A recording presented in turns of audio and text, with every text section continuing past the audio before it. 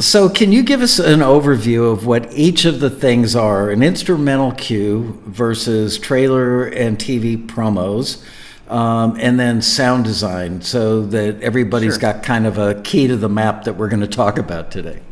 Sure. So if I were looking at like production music, TV cues, things that are going to be played in show programming, um, then yeah, that's going to be kind of your simple backdrop music where you've got to leave room for all of the dialogue that's going on top of the music. So you're only going to have a few layers of instruments, very simple, scaled back, kind of mood setting music that is not noticeable. I mean, that's really the key, right? Is a TV cue should not be noticeable. As soon as it's noticeable, the editor's going to pitch it out and grab one that's not noticeable.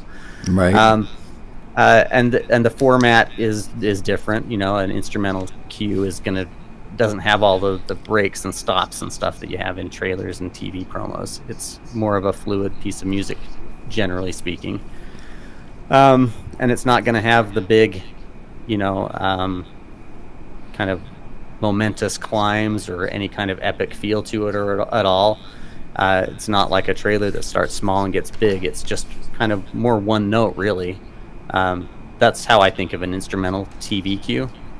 Whereas like a TV promo cue is going to be much more like a traditional trailer with, you know, bigger percussion and hits and stop downs to make room for the editor to cut things the way they want. And those are generally going to be cut down to like 15, 30, and 60 seconds anyway. So if you're building music for a TV ad or a TV trailer promo, then you usually don't have to be as long as a trailer. 60 to 90 seconds is plenty long, gives them plenty of stuff to work with. But it's going to be very similar in sound to a trailer, but maybe not quite as beefy, I guess you could say. Yeah.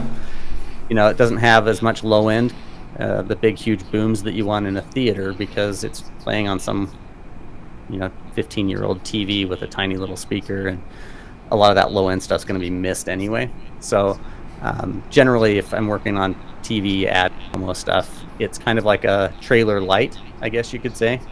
Okay. The sound of a trailer without as many layers and largeness. And then, the trailers would be your 2.5 minute, big things you hear in, Marvel Land or, any of those big trailers that come out, or the big horror trailers or anything. They all kind of have that same theatrical quality that you associate with trailer music.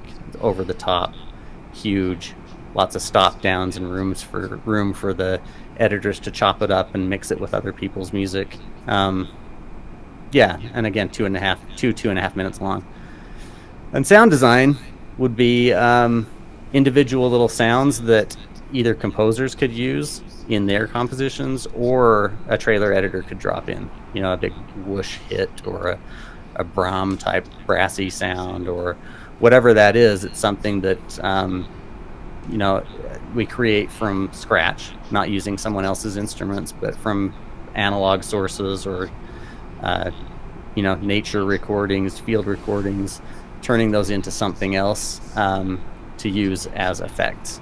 And those would be the sound design elements that we create.